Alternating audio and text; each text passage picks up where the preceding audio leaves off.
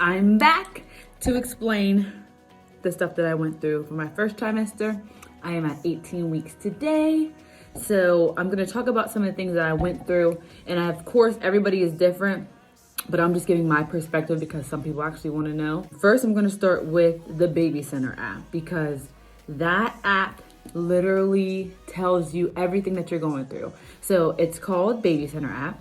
And today I'm 18 weeks, so it shows you the actual size of the baby. So today my baby is the size of a bell pepper. So that app definitely tells you like what you're going through, how to handle certain sicknesses, what type of clothing to wear, what type of shoes to wear. So just want you to be comfortable and all that good stuff. I did write this stuff down because I did not want to forget about anything. I'm going to talk about how I felt. So, let's see, my period last ended on November the 28th. And I was trying to figure out why I didn't have cramps. Like I had mild cramps, but like my cramps are so bad during my period to the point where I literally have to be in a fetal position, hunched over, and sleep for them to go away. I have to be in a fetal position for an hour for them to go away. Even if I take medicine, even if I put a heating pad on my stomach, I still have to be in a fetal position in order for me to feel better. So I was trying to figure out what was going on. And so I told my husband, I was like, we might have to take a pregnancy test because my period didn't start and he knows some of my periods are bad. So that's how that started. And then after that, I was smelling certain foods, and this is before I even took the pregnancy test. I was smelling certain foods and shrimp stunk. Somebody made some, I went to a bridal shower and somebody made some, keto this crap, he's crazy. I went to a bridal shower and somebody made some corn and it stunk. I'm like, why does that stink? And then I go out to eat with a couple people from my church. And I'm telling them that this food, it just stinks. And then I would get heartburn. So, of course, they say that the stinking stuff, that is a part of the pregnancy. But the fact that the certain foods that I love, like shrimp, is absolutely repulsive. Like, I'm not eating that right now. Some people still eat seafood, but I'm not eating that. And my favorite food is steak. So, I could not eat steak. It was sad. But then when I got to the point of eating steak, I did cry, and I'm going to talk about that too. Morning sickness, I explained it in my last video, but the morning sickness was not what I thought it was going to be. I thought I was just going to throw up and go about my day. It literally lasted for me all day, and it's probably because I don't exercise like I should be. So I started back today. You're not supposed to lift heavy weights during pregnancy. So I did some little weights, did some things for my legs, did some things for my arms, did some things for my shoulders, and I'll talk about that too. But the morning sickness, it's different for everybody, but I literally felt horrible for 2 months. So the first trimester with morning sickness was not good for me. So I encourage you, if you want to get pregnant, you better exercise. Okay, so let's talk about the crying for no reason. So people told me that I was gonna be crying for no reason, just out of nowhere. So it didn't happen for a while. But my husband, one time we came out of church and he was like, you know what, let's eat some steak. Cause like I'm out of my first trimester, so now I can eat steak. So I tried it before he actually asked me this question. And he said, yeah, let's get some steak. I was like, oh my God. Like I literally cried. I was literally crying. I was like, oh my God, you're gonna go get me some steak? Like, that's how you know that there's a baby in my belly. I can't believe I cried over some steak. But it does kind of make sense because that is my favorite food, and I was very upset that I couldn't eat that because I was feeling sick. So that kind of explains some stuff. My food habits were horrible. These cravings that I had were horrible. Like these fast food restaurants, cravings were absolutely horrible. Should not have been craving the stupid stuff that I was craving. Went to McDonald's way too many times. Went to Coney Island. Went one time and that was it. Went to Taco Bell. One time, that was it. I wanted KFC. KFC is disgusting. I don't even think that's real chicken. My brother used to work there and he said it's real chicken. I don't think it's real chicken. It don't taste like Chick-fil-A. KFC was disgusting. So my husband was trying to get me to eat some fruits and vegetables, and that actually made me feel better. Like I ate some apples, I would eat some grapes, I would eat some oranges. So I'm still trying to stay in the kick of that. But like these food aversions are crazy because I always want Chick-fil-A. I wanted Chick-fil-A before I got pregnant. I'm trying to get myself to be more healthier so that when I have the baby, it's not going to be a long process or too hard of a process. The clothing, so you can't see it, and I don't think I'm going to ever show my stomach like bare, and I'm not going to show myself with just my chest out. I'm not doing that. I literally had to see because my breasts were swollen. I had to look in the mirror, and I'm looking at myself and I'm like, my boobs are getting big. And when I had my bra on, I could tell that I needed a new bra. So I have been looking all over for bras just for right now because I'm not going to be wearing these forever. So I wanted to wear something that I would be comfortable in. I found some bras.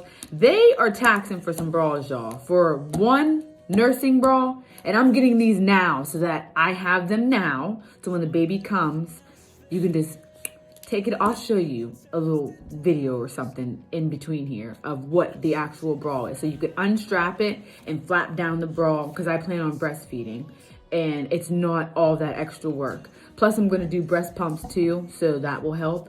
But this bra, 5 of them on Amazon for $25 because Amazon always comes through, and they had them. I also had to buy some maternity underwear because now I don't know about anybody else, but I don't like wearing granny panties all the time.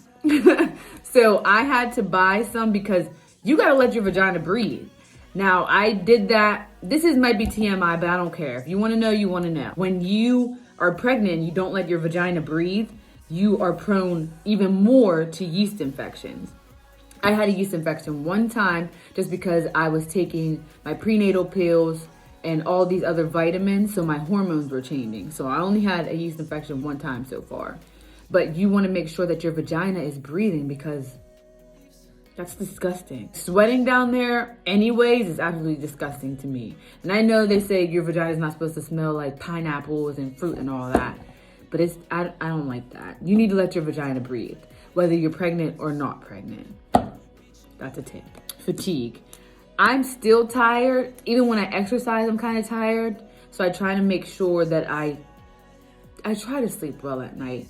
But I looked up this thing on the Baby Center app, and it said something about restless leg syndrome. My leg has been falling asleep for the past 2 to 3 weeks, and I have a pregnancy pillow. It actually helps, but when I turn on my left side, it's worse than when I'm on my right side. So I try to sleep on my right side, but I always sleep on the left side. Like my left leg, that's my comfort. I sleep on the left side of my face. That's my comfort. So I had to get a pregnancy pillow, but my mother-in-law, thank God for her, she got me a pregnancy pillow before all of this started happening. So I kind of have to elevate my legs now, and I'm not even that big. So I'm gonna just need y'all to pray for your girl because I don't need to be going through this. Heartburn. Now I did hear that if you have heartburn that your baby is going to come out with a full head of hair. We don't know what we're having yet. The gender reveal is April 24th. So be on the lookout for that. Heartburn is horrible. Like even if you don't eat hot foods, I did crave some hot Cheetos a couple of times, and I did crave some hot wings, and I don't even like hot stuff like that. Yeah, that heartburn was crazy. So I know that there's certain things that you can take, but I drank some milk, and I didn't drink it by itself. I drank it with some cookies. Dip your cookies in some milk, and that actually helped me. Okay, so when I'm sleeping, I had tension all in my neck. Whew! This was the worst part of this pregnancy so far. So I was not being smart one day. I went to prayer in the morning. I drank a smoothie, and you guys know from Bolt House Farms, the smoothies are super good. I drank a smoothie, didn't have anything else, and I was running around that day and took my prenatal pills. And that was not good. I was literally crying because I'm like, why does my shoulders were hurting so bad, and I didn't want to take medicine because I want to go through this pregnancy natural, but I don't want to be taking all this medicine. And I know they say certain medicines don't affect the baby, but my husband got me this Tylenol extra strength, and that actually helped. But like my tension was so strong in my neck that I was walking outside, and even the cold air made me dizzy. So I had to call my doctor, and they suggested me to get that Tylenol. I'm glad he got it for me. He went to every store to get the Tylenol for me. So shout out to Babe, because he came through that day. But I was literally crying because I felt like I was about to pass out. And I ain't never passed out before. And also, if you don't wear a bra while you're sleeping and you're pregnant, that's gonna cause you more back pain. I don't have big boobs, so I don't understand this. I'm learning as we go. That was crazy. Constipation did happen a lot. I mean, you just have to drink a lot of water. They tell you to drink 4 bottles of water a day, so that doesn't happen. But even if you do drink 4 bottles of water a day, your hormones are still changing. So it's like, that's just part of what you're going through. The last thing that I wanted to talk about was the things that I had to overcome with this pregnancy, because I thought that I wasn't gonna get mad at people, and I did. I snapped out on a couple people and I had to go back and apologize. But like, I thought that it wasn't gonna happen because I was like, oh no, that's not gonna happen to me. I'm always nice. I'm always smiling. I'm always laughing and joking with people. No, it really does happen. So you gotta stay, I just have to say, if you are a Christian watching this, you gotta stay prayed up, because it doesn't have to happen like that. You can learn to control yourself and not blame it on the baby. I have been fine this pregnancy.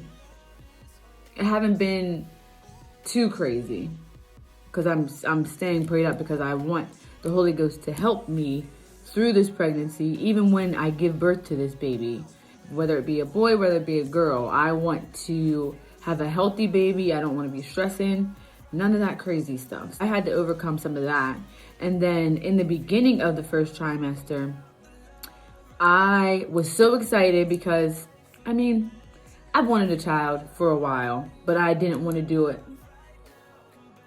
I didn't want to do it not God's way, we'll say that, because I'm not here to offend anybody. I'm not here to judge anybody. I wanted to get married, and I wanted my husband to be there, because of course I want the child's father, which is my husband, to be in the child's life. And sometimes that might seem offensive to some people, but that's the way that I wanted to do it. But when I first got pregnant, the devil fought me so hard, literally on social media.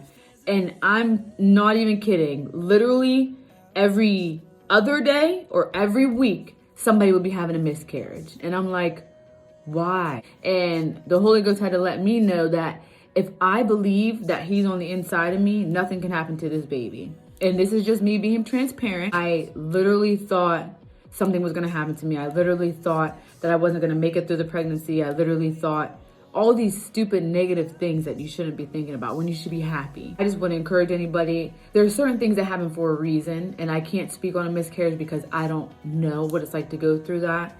But God has everything lined up for a reason, and he wants you to be in position. If you're not in position, then he cannot bless you the way he wants to bless you. Sometimes he lets you go through certain things to make you realize that you need to get into position.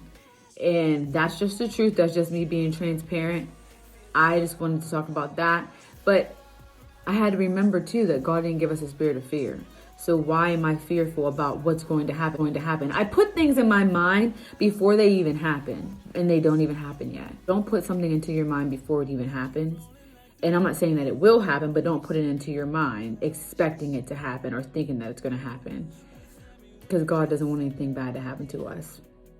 That was just a little bit that I wanted to talk about. It might seem long. I didn't want this video to be too long, but I did want to talk about my first trimester and the things that I had to overcome. So now I'm exercising and I'm trying to eat better, because like right now I want some Chick-fil-A. I am making a salad, a big salad, and I'm going to eat some fruit, and I'm going to eat that until dinner time, and then try to eat a lot better throughout the rest of this week. I did want to insert a clip from the baby app, from the Baby Center app. I don't own the rights to this video at all, but I do want to insert it just in case if people want to see like the baby and how the process is going. So I think I'm gonna do that every week too, because that shows how the baby is growing, and it's actually pretty cool. So I'll insert that clip here. If you would like to, you can subscribe to my channel. And if you want to get some notifications about the videos that I'm going to be doing, you can definitely hit that bell. And just so you know, next week, I am going to this place to get an idea, to get a vision for the theme that I want for the child. So we can think about it beforehand, before the gender reveal, and have some ideas in our head. So just stay tuned for the stuff that's going to happen throughout the rest of this pregnancy. The first trimester was trying, but I'm glad that I overcame it, and I'm not in a depressive state.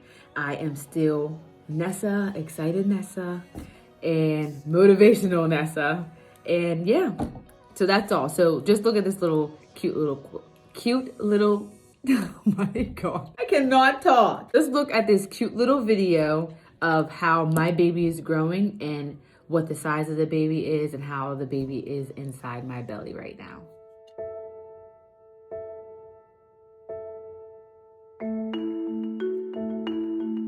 Even before he is born, your baby's senses are helping him to learn about the world.